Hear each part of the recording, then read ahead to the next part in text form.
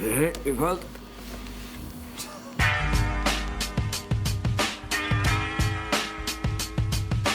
Velkommen til iLLtonkt recap dit. Så har vi dratt her. Der det Barur Clemmensen mot Jákup. Og vi har som alltid två gäster her. Av mina vinstre så är Swangah RSP. Bam.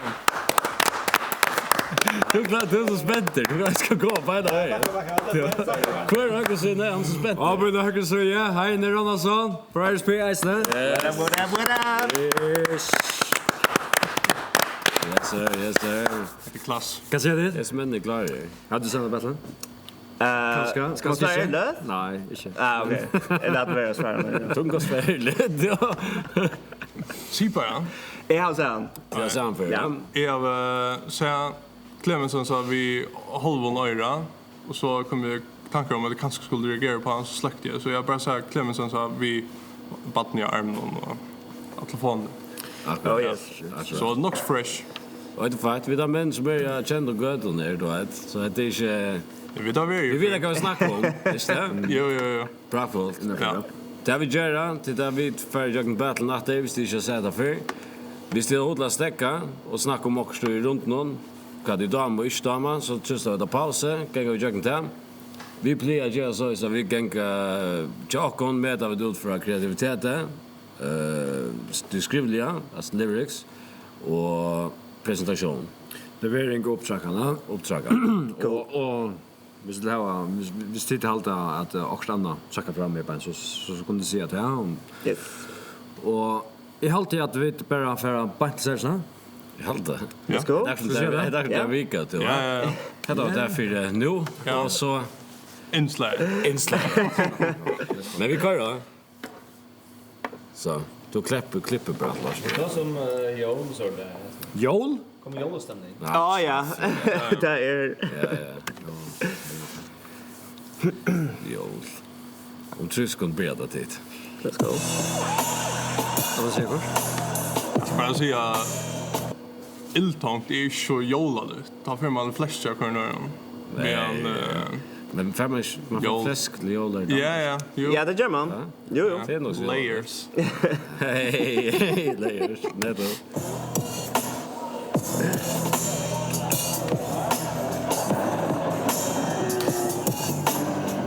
En annan för. Det blir inte bättre roll. Nej. Hade vi det där faktiskt. Ja, sjukt. Välkommen till iLLtonkt.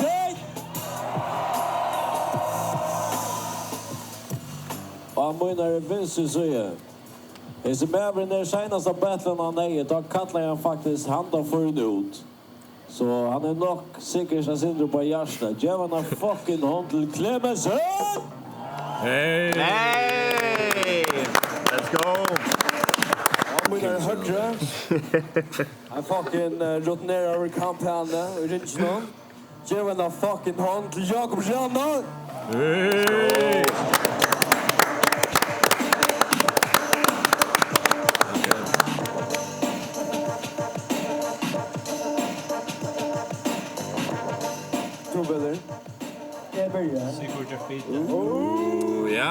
Ja. Ghost Notes, Eric Klein on the beats. Oh yes. Makare. Vi ska snälla TV i iLLtonkt Klein. Det där snack om lunch. Ja. Okej. Så då bara klarar är det iLLtonkt. Ena för jag. Då börjar det gå. Yes. Är det smart det? Kan jag inte med att tiden för det? Alltså, är respekterar redan att han täcker till stövna han kör så visst. Ja. Det är nog ballsy as move. Ja, alltså jag har vi hört också om att hvis man är en god freestyler att svära åter så är det bästa för en nast. Så kan du reagera på hans här, tag också som han säger och så gör freestyle öppna och så kommer vi till som du har skriva. Super tensor. Ice Night Trading guys nu. Ofta det är för en battler. Han vill vara säker på han inte glömmer det. Ja. True. Hvis jag går för igång och han fänger först net så kan han då Så kan han bli nervös och så fuck nu må jag som Eve prestera för att vinna hans så sjuk runt ja. Och det ganska närmare att lägga ut då. Men som du säger, visst nu han tror att freestyla. Ja. Så kan det gott. Ja, Faktiskt så kan han första linjen kan ger han vinner. Ja, det passar. Men han kollar han nice ut så det är ganska självvilligt att han för först. Ja, ganska. Det tre ting man lycka få större på. Jag granne och iLLtonkt säger till ungen battler så klarar matcha det. Tryck mig i sidan pent.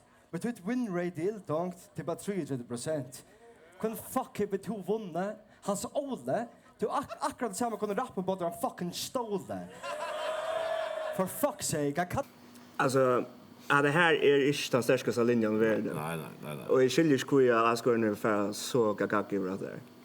Alltså, jag hade gått burn och jag gitte... Nu, ett visst för sjutton, så jag gitte kanske han bygger upp till Åkkurst. Då att han kanske inte kom till det fyrsti hör på punchlinjen. Nej, han ger bara att skara poäng. Nej, det är inte bara något som är det. Jo. Det är einhvør. Ja. Kun fuck have to vunna. Hans Ole, du akkurat samma kunde rappa på den fucking stole. For fuck's sake, jag kallar sig för solo. A rape man vunnit mot solo är det samma som rape man vunnit mot popo, a.k.a. no-show. Och hvis det nägar som är inte tål så är det fast säga att du vann mot tjura skade. Nummer 2. Jag branne, det här är twin i år. Är det nummer 1 battlande, förrest hiphop slaktande. Vad fuck är du nummer 1? Det är så fan med iLLtonkt. Han är den att F4 då, va? Ja,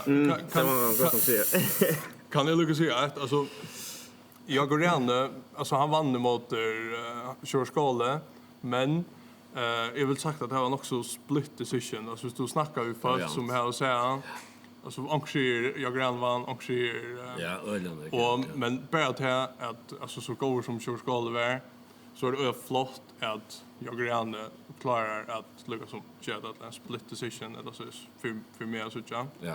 Så by more fucking shooter. Ja, men det som bara gör yes för han säger han bredvid sig han delade ut det tredje passet. Ja. Så den första var tydligt att han snackar om han säger är i motståndare. Och hvis du har tredje passet innan för det Sinter, du borde kanske kosta Sinter mer dent och ida än bara är hade inte vann han. Ja, är skilt kör det där 33% som kräver andra från. Ja, men det han tappade mot Alfred då. Ja. Och men så vann han mot Jákup officiellt. Jákup. Nej, mot Körskåle officiellt. Så är det. Men han tappade mot Michel.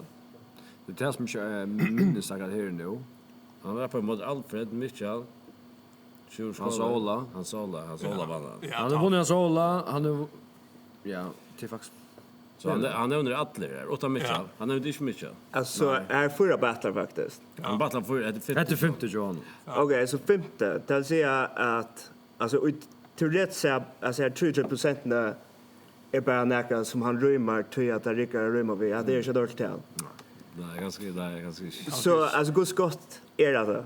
Ja, okej. Här är det. Gus men du är inte nummer 1 i iLLtonkt. Allt ditt liv har du vilja vara rappare. Och du har för många tog näkar annar. Du skriver mer rapp in i en celle än att hönorna i Europa var sprätt salmonella.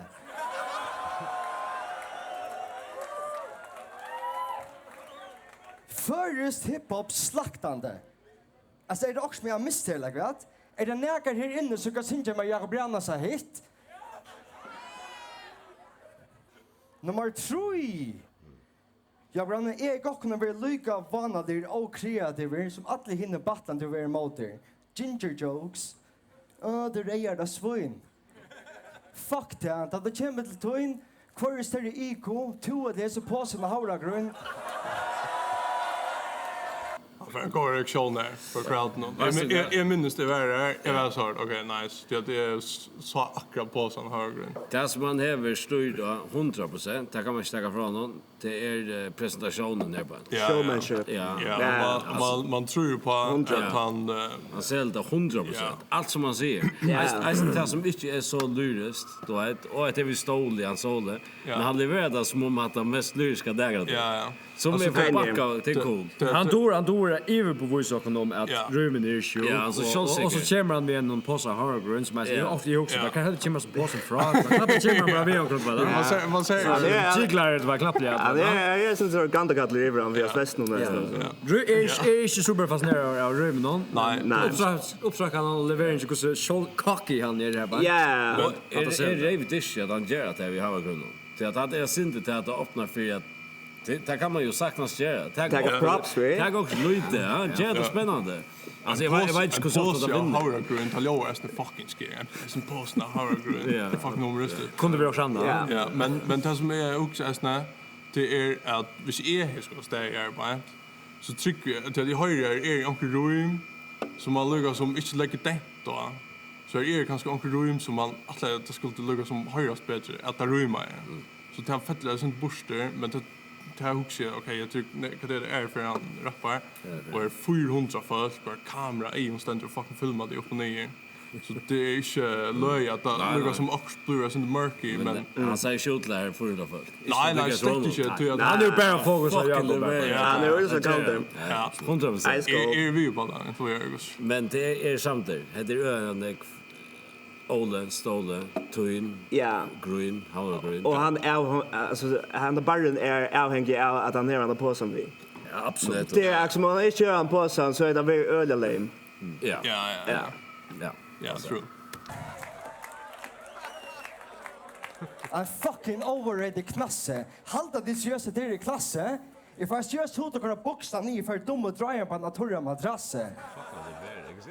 För helvete. Men jag vill du också se en ett fatt. Det kommer bara ojo.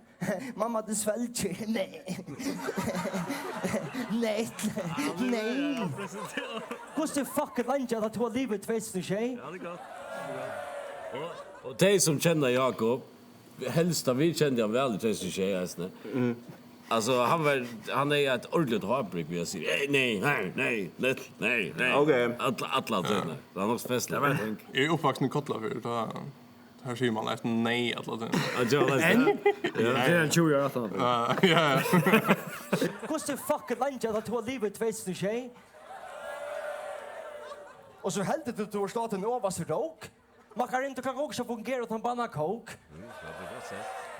To have noll disciplin. Gång bara runt fucked up med det som Charlie Sheen. Livet för att ta morfin och så just det bara mer totalt green. Ja, Branne, ska jag fortälla dig din största fel? Du är inte be rapid för 8 mile. Du är sam. Det här hade jag inte en golden. Jag ska inte säga något. Ja, okej. Vad ska du säga? Nej, det är på samtidigt. Ja, ungen har sagt det än. Nu iLLtonkt också nöjt. Men hade jag också den mest upplagda nära det jag säger. Ja. 8 mile av en filmer att känna han och du är i chan. Ja. Ja. Men jag vet inte. Man vet kan menar vi ja men det kan alltså nu är jag sen syndre eftersom jag granne av iLLtonkt paddlon och innanför rappmiljöet är öde respekterar så jag halv faktiskt kan ge sig till green och just när paddlon. Inte iLLtonkt. Nej, inte iLLtonkt. Nej. Men ganska mer personligt och men du ser alltså fuck i halt han sälda så. Han sälda sjukt gott alltså du vet. Han är fucking klar. Det är Ivas du alltså han är väl och hvis man sa han så senaste battle och till det som nu till sjuklig överraskning. Alltså det är slett inte så här mer. Ja, jag känner. Det så ska man säga det. Han är mycket. Men hvis vi får att rymma det du ser han morfin till det rymmer vi Charlie Sheen och allt det där. Han säger skjutmans tek morfin. Inte tek morfin. Och då ligger sjukhusna. Jag vet att han röjnar sig stoffer men till så bäddlar vi rymmer. Du prövar se stoffer, se också coke, se också annat. Kokain. Ja, kokain. Ja. Nej, det rymmer. Ritalin är allt det in. Cannabis. Det viskar bara som han lever sin där garn lax till går. Ja, det är alldeles nog. Du man älskar ordentliga alltså stage present. Och det bara om man är väldigt synd mer som teknisk runt så Men alltså så alltså hvis han blandar som en presentation vi mera skriftliga förnurlighet och tekniskt som förnurlighet. Nej, förnurlighet det tar vi korrekt. Ja. Ja, Branne, ska jag fortälla dig din största fel? 100%. Du är inte be rapid för 8 mile. Du är en samfunnsnassare, inte anna. Ett fucking dyr. Det ena grund för att du kan skita är att det är vit så betalar för tvitt fucking vespapor. Alltså, är det där? Allt är faktiskt gott alltså. Jag var gå på pur då är inte flott alltså. Alltså det får banna väl så. Ska jag fortælla det största fel? Det är att ta rujan. Alltså han är så fucking chansäker. För att han som uppdragare ner och skulle uppdragare ner kunde faktiskt lära av hur han presenterar. Totalt. Det ena så fullt jag arbetar och haft det under livet till att slamma hejs. Och armar var där och så sitter bara lantiger vid så vem man i västerfångsel. Och det är två typer av fångseljacka. Det ena typen som fyller sig vid juice och så har vi te. Så Mrs. Happen det vill vilja då skulle brusa. God det gott. Ja, det är fucking plus. Oh my god. Jag älskar han väntar sig. Han väntar sig för gott. Det är för överbevisande. Ja, så det. Ja, också det. Att det är fucking klass. Man ska fucking sälja. Ja, men det gör han. Det gör han 100%. Det är inte för att skifta några meningar. Det enaste jag har så här, jag hade inte funnit syndrom upplagt fängsel. Ja. Men eisen han säger runt det baserar på att han atlar inte att dissa jag granne som några andra görs.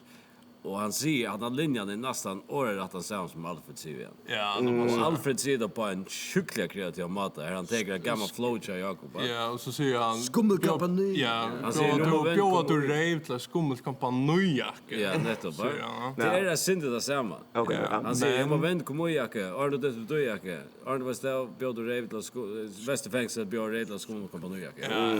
Det är så helvetes. Men släck det hade han mer gott och en annan för presentationen är så upptrackad och så svackliga gott.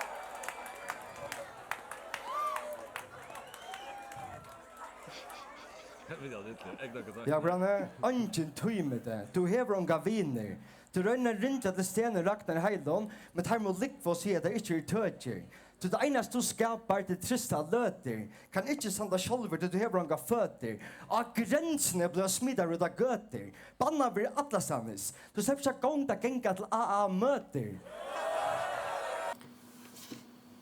Ja, det är gott, men i halt att det får göter, fötter, löter. Alla men jag som det är, men du väl sälja det, men ändå gott att du faktiskt är sin banner Ja, det passar. Och passar det eisne att Jákup ringer och han först att det går. Nej, för helt. Jákup. Är det Nej, det är stilt runt att han som svär. Det är omvänt. Jag ser han har snackat telefon nu. Man vet absolut nummer då. Nej, så. För Ett fucking störst strui. Halt jag spring till pappa då, kanske kan du bara passa på att få det. Och har resten nämnt för faktiskt. Ja. Ja, är det där? ja. Pappan John arbetar vi också där. Ja. Men alltså kan nu har jag hukt något snack ett sån danskon gamla sån rap slam battles. Och ta ut som du må truva och i akkurat så det mötas ofta så må du lägga ner något som och annar hever till te som ta stora tinge choice ner. Så just kanske en nutja joke på att ha bankramata. Kreativa mata så där. Så bara för att ge någon Men hinner syn det är nästan det året att det är som tingsne. ja. Det är det nästan till att hans ålder säger pappan borde ansvar. Ja. Och Alfred säger Du var inlagt ut och pappa då innan Ja. så säger han. Det är nästan det samma. Ja. Du måste nästan ta det. Ja. Halt jag spring till pappa då, kanske kan du bara passa på att få det. Största det är gott. Det är gott. Ja, Branne, du hever så hamrande underlåda känslor. Och det satt du länga banar. Dundrade omsorgarnas vik. Och ska vi du, men helt seriöst. Först blev jag bränna fötter och så helt bara inte kunde bli värre. Men kvärt så kom liv och så fucking svärre. Helt seriöst jag bränna. Förstår ju bara du fucked up liv. Inte bara också quick fix. Du om du blev vi så får livet göra dokumentär och lagt ut av Netflix. Alltså stamplayer inte där.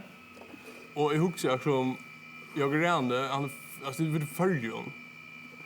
Då det Han är rave disco man så nu Ja, det finns ju på Netflix. Då borde vi som KVF. KVF. Ja, utan KVF. Ja. Så utan Netflix. Ja. Ja, Branne, vad siknar bara tid iLLtonkt för allt du är iLLtonkt så att du inte är vi. All right. Och jag hade den första linjen som räkar jag granna och jag hade tog jag crowd reagerar på det. Ja, Så jag hade faktiskt man ser det nu. Hade rakt i han faktiskt oj här. Men det ser bara hur känt han är innanför iLLtonkt. Det hade han så slogan. Ja, det är hans catchphrase. iLLtonkt, skiltonkt. Ja, här rakt han personligen. Ja, det var gott. Ja. Ja, Och 100. här är det lika mycket om vad faktiskt rymmer. Ti och vi. Det Ja. gör bidrar. Det är så trademarkar där. Ja.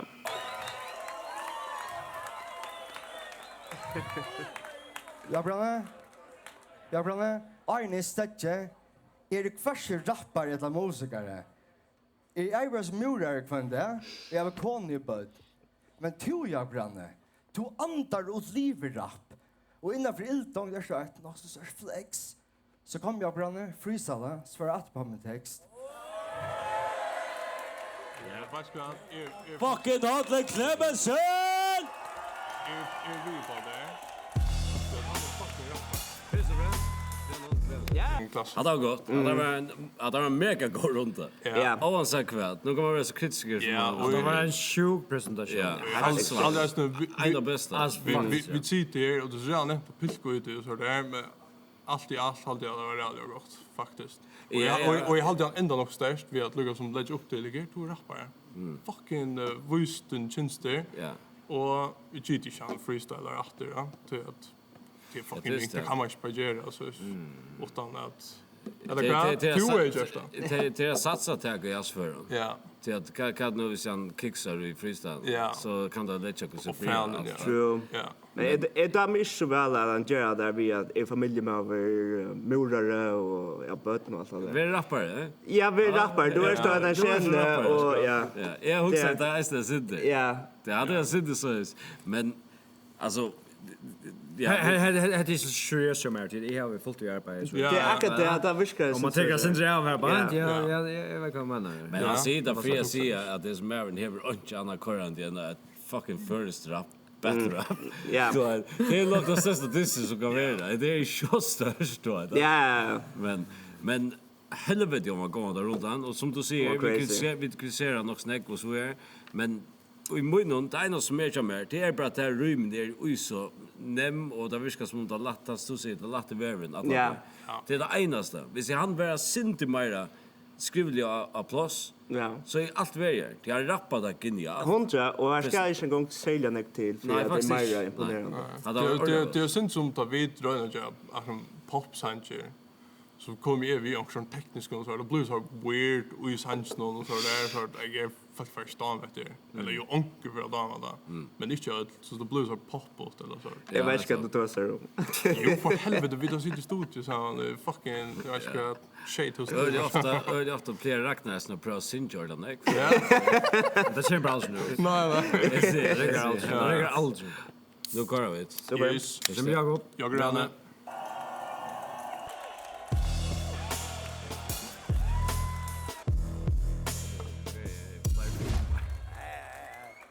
Yes sir. Sjuk.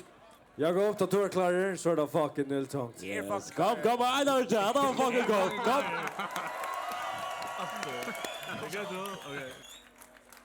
Okej, hej, hör men.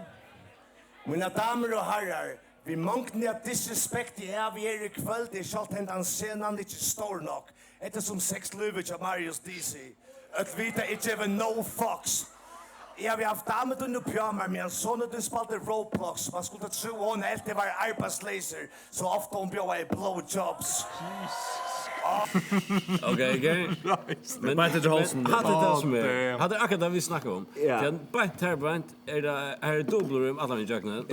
Roblox, Stornock och långt faktiskt punchline i jobb, arbetslaser, blowjob. Oraspel. Alla vi jökna och Marius DC. No fucks. Han var slutden. Faktiskt reagerat i minsta av kvällen. Det reagerar inte på linn, det reagerar Arden punchline kommer. Ja. Det är synd äckligt också men. Mega. Folk men är att jag alltså nu är det också kritiska mot den showen. Clemmensen. Att vad passar alltså? Eller är det bara alltså Jag vant jag hatta vi så show var brand inlay. Ja, okej. Och du alltid alltså personligen så alltid är att till så förbannat dig att du kommer belassen. Alltså du kommer in showdown. Ja. Och rymar att Alltså så visst det fucking skills. Ja. Jag älskar som öppnar där. Min damer och herrar. Ja, det damer väl. Det damer väl. Ja, och mer damer är snö öl väl. Men då är snö alltså det är vi att om ting passar och så där som att det ilta det är så gay jokes så till så en fyra som är gifter fuck om det passar det inte passar. Ja, kan helvete så det pure vara fucking fucked away. Visst du för det så väl det. Alltså I guess. Det pro hooks som där. Sorry att det lägger jag till. Nej, alltså men alltså du vet vi där bara instrument hamma då. Men det vet jag just nu, men alltså hvis han kan göra så är folk för att huxa sig är det att det är sån någon Roblox då. Ja, men hur snackar folk kan här bara känna han eller känna personligen. Så du kan fyra lost det och det säger fuck gör jag inte. Han säger nej det passar inte. Det kan han inte säga med han sen. Ja. Han tycker det. Han blir för var. Nej, vad? Nej, han okej. Ja, vi provar det. Ja. Ja, vi har haft damer under pyjamar, men sån att du spelade Roblox. Man skulle tro hon helt det var arbetslaser. Så ofta hon bjöd i blowjobs. Det är väl en för helvete är det som bara Clemmensen. Jag minns vi moppade det som patten och jag vet vad är problemet än. Och det är väl hur som bara Clemmensen. Alltså flow ju. Du hör att det flow ju bara. Ja. Men hade synd det som är manglet jobbar. Ja. Alltså det tekniska. Ja. Och man följer nästan att tar man levererar tekniskt så följer rummet att du har styr på det. Du börjar inte ett punchline till att bjärka sätta upp någon till att du tror på att sätta upp i kemarkat och så kemarkat och så är det bara bam här kom det. Så det är man säger att han är mer erfaren. Ja, det låter ja 100%. Jag minns vi moppade det som patten och jag vet vad är problemet än. Och av så med grund valde jag skiljer skit valde jag kalla mig ut. Är den ringaste Jag var stumble. Fumbler. Ja, då måste jag se. Ja, det Jakob. Och av så med grund valde jag skiljer skit valde jag kalla mig ut. Är den ringaste målstandard som du kanst få. Det är jag en stöj som du vet du ångar du kanst nå. Är det omringa av amatören. Som halta där rapp toa är kommen här för jag sprutar rym där kommer för jag hack toa.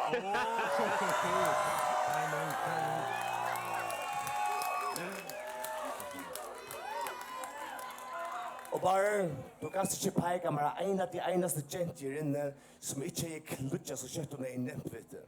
Bro, du är så joter du är inte gångkunna. Skår en av hår om en 1000 krosel häck och splittne du jota helvete. Hatta har ju så här för till att jag säger han så fucking battle mot solo 20 för att det är actually hans bästa performance ever. Det är nästan hans första performance och det var fucking sjukt. Han säger låta helvete ta nästan. Jag hade då han gör det. Ja, visst det. Kan du vet ju kanske. Annars är det också vanligt hvis han inte bevisst runt. Alltså punchlines är så showen är helt örstöj än vad han gör det. Men bara för direkta lysen mer personligt. Ja. Jákup har sagt han joder, han har sagt to kom för så de mors. Ja. Jag syns ju fladestis. Schalt om rätt skrivliga det nick mer kreativt. Ja, 100%. Han det är ganska klart han affär efter hur normal han är tar han säger att han men det han man kan ju veta att Arn kan införa säga. Men visst han hej nu haft onka linje om hur normalt han så löver. Så är det väl sjukt jag han som bara Clemmensen han säger är så normal ut vet du. Och två rappar och så det så han får göra normala. Så är det fucking slut. Så är det ganska rätt. Det är ju fantastiskt. Och de som känner det säger att det einaste du gör är att snacka om känslor och förnärmelser. Att ejtrande gräng, tvajtande skräll, kan fejla där knäckt. Så borgarståren i Sunda kommun i helter är bara dejlig förnäckt. Att det här är väldigt relevant. Jag måste säga, jag myntes bara så farväl, så jag kunde inte reagera fresh på det. Alltså, det är så genialt och jag stannar inte nämner borgarstoran vid namnet. Men helt bara siffar till han. Och att vita vad han tar sig om. Nu för han sitter mer personligt, va? Nu ser han också om vi har studiet i vimmen ser att det är såna känslor och du är ju här som du ständer här. Det är så nu värda sitter man samtal det. Ja, alltså det är mega genialt. Och kreativt. Du fucking iLLtonkt. Ja, kreativt linje. Hey, du er til grin, ønsken Ive, du er en levende skam. I Sverige mot livet på at du lyser deg noen fucking pedofile vid bom. Og sen perværende bare skiten enn en natt ved Jon, Brian og John.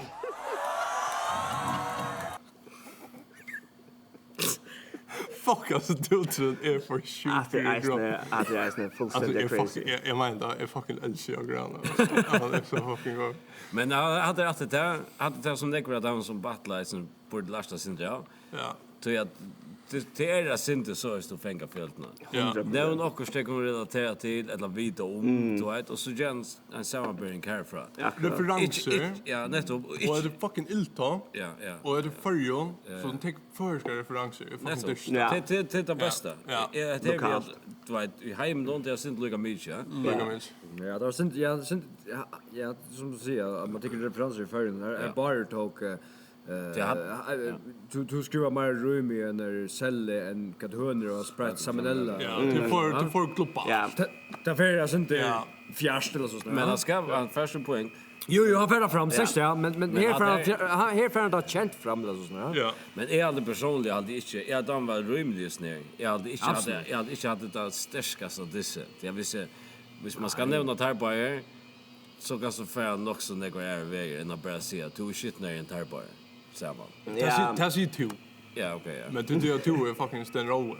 Jag huxar jag som en sån som är. Det huxar jag släkt. Okej, då får vi.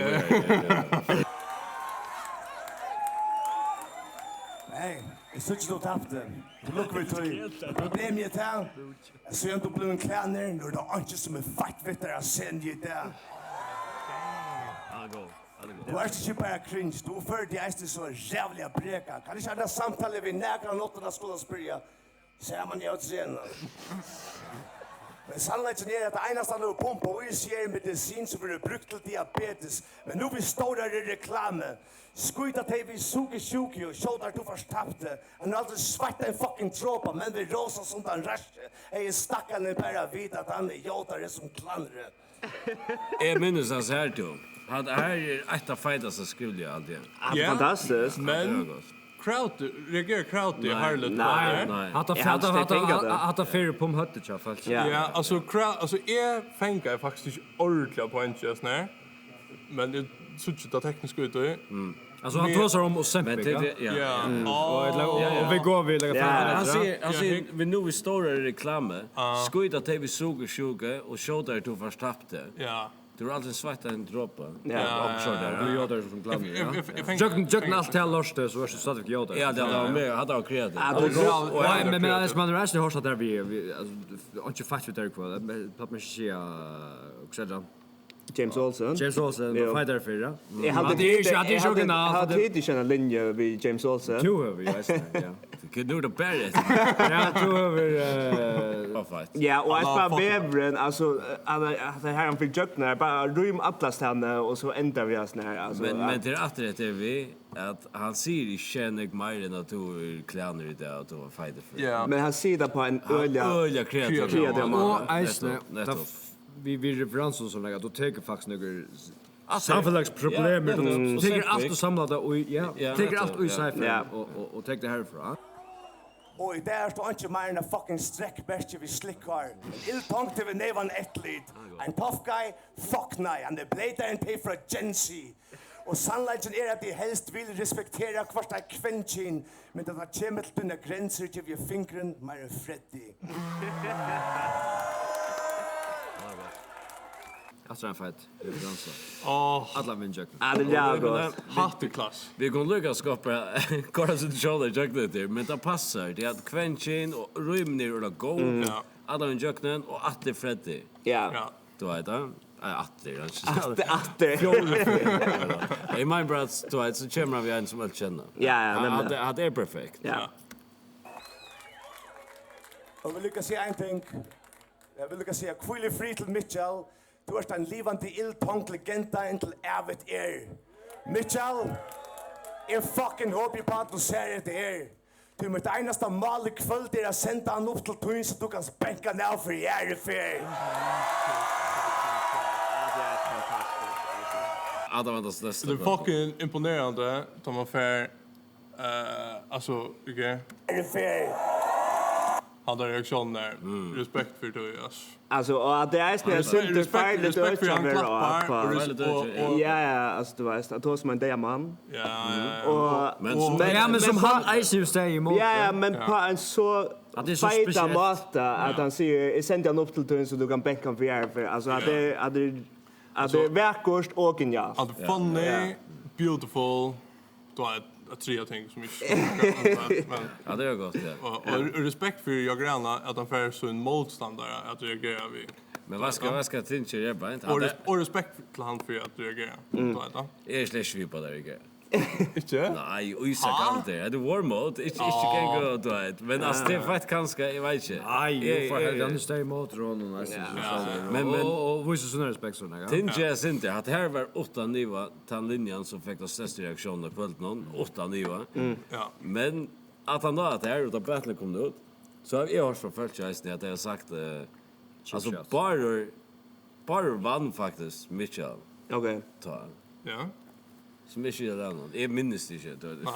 Men som är ju där någon och Jákup. Jákup tappade mot Mitchell. Se jag ska Jákup tappade. Ta gör vi på Endamálið. Ta kort vi bättre på Facebook och det var bäst. Stämmer. Jag vet inte hur så rättvist det är att han Jöknen. Ja, men Jákup säger att han vill säga min dag hon tappade mot Ronon och är för att dräpa det släppte upp att det så tappade du åter. Men i princip då är det sitt rummet till att Jákup tappade mot Mitchell bara vann mot Mitchell. Men är man lyckas säga att Mitchell sa performance emot Jákup var så legendarisk att han sa stöje är liksom i toppen av hemma som är very iLLtonkt. Absolut. Så liksom Mitchell han var alltså jag vill säga Mitchell emot Jákup det var originalt. Han var så rent och det var originalt och genialt och hans rymstrukturer var och förrest är var aldrig riktigt att finna rym i förskomalet. Man fann näck sån överraskande rym här. Bara som jag hörde först för jag var så damn. Sjukt. Wilfred Mitchell. Ja, Mitchell the man. Men en annan för fucking smashed också. Hade taktiskt, du skaffar dundrande stämmer här på och konan John är ner. Ja, och bara kontakta. Ja. Till Jákup RSP battlan. Bara jag ska nog funnit på det. Så hade jag fått.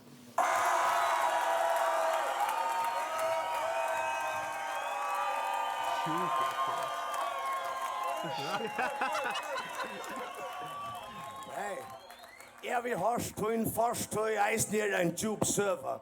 Det säger det är en grundland inte kan dräcka en öl utan att utbröla. Till papen var ett nejärdur, mamman en utsöla, en full sköta och ringkonformen men utöva. Och nej, jag vet inte vad fucking säger att det kommer här till.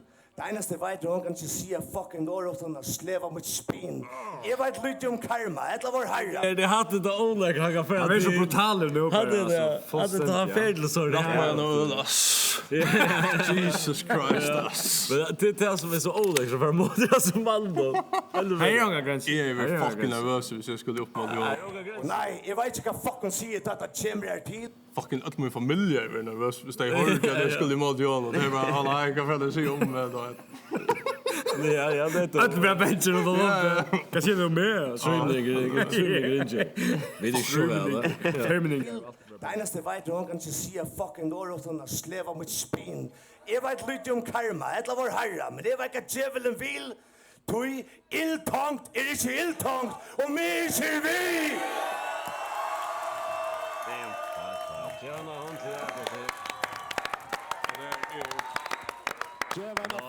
Kan ni lukka säga? Ja, det är den bästa battle-rapparen i Sverige.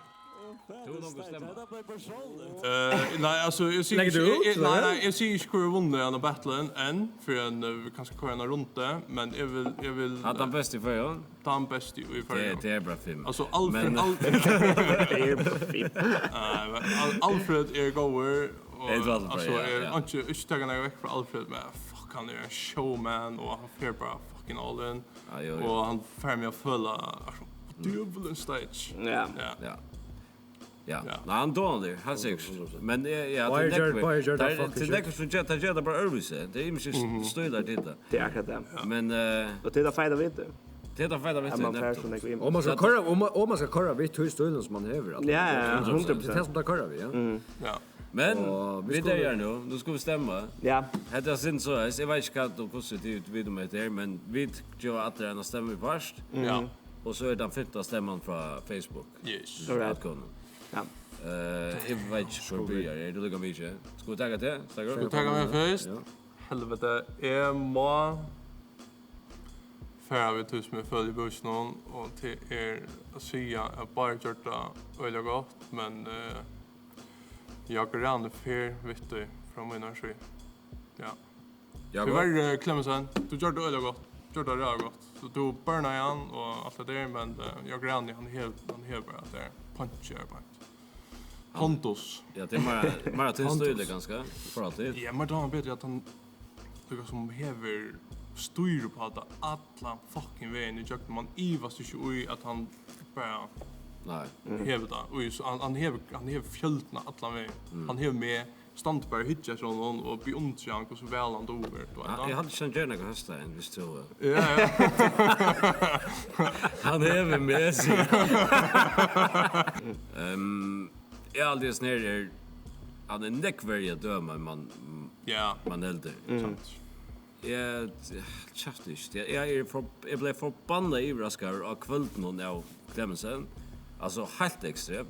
Mest så att han står som patten som man stäger 20 för. Ja. Alltså han viskar inte vara nervös på några mata och han säljde som vi snackade om, han säljde action Roim som var akkurat var vanligt Roim till dömes. Hvis vi också är rätt om det. Men han rappade och sålde som om det mest avancerade nägrade. 100. Som är till snäppta gör. I behöver och till att han får ett mannen alltså fyra personligheterna. Alltså han säger inte vi då att du joder och hej mamma du heter och du kan så de måste allt det vanliga. Han får faktiskt runt i ordet broda ny som person. Som man faktiskt gör det. Jag hade helvete, hej han vill synda mer kreativ vid punchlines och samma på en gång. Och ordnet då kanske också dubbeldröm här och här. Alltså mer utfordrande. Så är att det är en av de sjukaste rundan nägrade. Det är så tatt vi min dag. Ja. Men det är det som Jákup då så förbannad väl. Alltså Jákup viskar då han ber uppdrag här. Han viskar som om man vi så att vi han ska börja nu. Han viskar så naturligt för han. Ja. Och så häver han i sig faktiskt skickliga kreativa punchlines som Sunda kommune. Då att nämna sig då att nämna sig profilen det är sig kända för i förjon och ger också vitt och han gör det samma som han ofta gör. Han blir här komedie och så blir han här förklaring och så blir han ordentligt skit. Och han blir faktiskt att sätta det upp till räffilsne. Jag syns att säga att det är Petlundin. Så säger han jo, det träbes av tösna som var Peter fucking Lundin. Då han är så och han körde alltid sist. Nu säger han att det vi spinna. Men är man bara ser också mer ja, spin. Ja, jag vill se kväll. Det där med han om klippna. Men jag hade fucking riktigt stämma. Men bara för renan kreativitet och för det lyriska så är mag av Jákup att här för det. Men det är det här på. Det är ju verkligen. Hade inte snäpp för mig. Jag som battle är gott nog guys när vent och dreja och i min fucking hette nu. Sans först till mannen men det är som du nämnde bara inte den levereringen charge så bara som bara är fullständigt överbevisande crazy som man bara som tror predikar till Nej, bara ger det här och det va? Ja. Och ta fänga med sen så fuck du slaktar. Ja. Va då? Slaktar han. Ja. Och han kör vet du men tä som tar center är visst det mer till rummen som är för nursery alltså till är för alltså ja Hebrew och så där. Och det är jag vill ha center av skills till du rappar. Ja. Alltså mer kan skriva ja. Alltså skriva ja. Kan så gå färra att center vi att stad alltså att man kanske vill fra att dessa ordentligt så kan så essen bara visa gossesjukt du kan rymma. Och bara så tänker jag bara devil and Korean and bar Clemmensen. Vad det så så problem med den. I mean bara flow, rhyme, strukturen där på punchline. Här fettelt bara naturligt och mun öra att det är mera lustra vinnare och mun rapp öra att köra det jag grann. Men hade inte lätt till att bara eller Clemmensen gör det där helt fucking imminent. Seriöst. Att det var klasse. Men Emma kallar det Jákup. Gärna. Så då hon Ja, är sen samma ställe som till Atler. Här Clemmensen gör det alltså svackliga gott. Och alltså han är allt crowd vi kanske mer än Jákup över. Till tojer och ja, alltså han har punchlines räcker här. Men alltså ja, Jákup är bara allt för tekniskt begåvad och han får en virkelig att huxa alltså utjökna sin text här han inte bara sida åpelust men här är meningar attanför då och jag håller bara svackliga fast till han ger bant där. Nu är shot battles men jag sa nära till Jákup jag håller 100% heter är alltså om inte bästa han levererar. Och hej Clemmensen alltså vi mode onkunörron så har jag vunnit alla kvällar men hade här är bara alltså att jag Rani och han dör att det är allt för gott. Så han är för sjuk. Han är för sjuk. Tyvärr Clemmensen du gör det skide gott men min stämma fair är när Jákup. Ja, det är det som är så bräcka. Det är nog helt var är pura idé. Jag vill aldrig förra samtidigt men aldrig aldrig huxa. Det är fucking tatt det där. Det tog Jerdy alltså the bar Jerdy Clemmensen Jerdy. Han gör allt han skulle göra. Ja. 100%. Alltså nu han blir fucking farlig näst för. Ja. Det kan som också alltså hvis bar Clemmensen är klarar för det som leveringsna och han bär för att det är luttla att säga att han är som gör det intressant rent alltså textmässigt. Skriv det ja. Ja, så är han vämmelig, så hej story mode Jonas. Alltså battle nummer 2 jag Clemmensen och nummer 5 Ja. Men netto. Men hade det fucking det var så. Ja, men så skulle det ändå lugga sig att som du säger att det är naturligt för jag granna och ta så ut alltså första för jag granna kommer ut mot solo.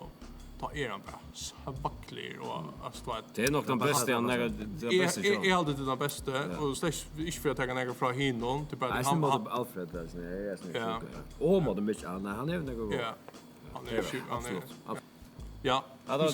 Yes sir. Alla vi är. Kan säga Jákup vann TSV. Ja. Nästa vecka. Ja, vi stämmer så att det är bara inte jag grann ikväll. Vi får en kväll i Facebook. 4,6%. 6% var snägt. 4,6%. Det är snägt där ja. 4,6. Även om det kostar. Jag går Rani, Eisne FB. Ja. Okej, shit. Alltså det alltså jag måste säga att jag inte sett för Clemmensen till alla gjort det så gott. Han var svag. Vet du vad? Och Eisne där att det battlen är ute. Då det point han blev vinnaren men einhvør kan aldrig kan vinna. Ja, 100%. Einhvør kan sucha Clemmensen gjort det fucking gott. Ja, och det är massor som allt han vann. Ja, så absolut. Särskilt det nästa vecka en garden är det träffa alltså där. Passar. Nästa vecka har vi Marius DC mot Distats ja.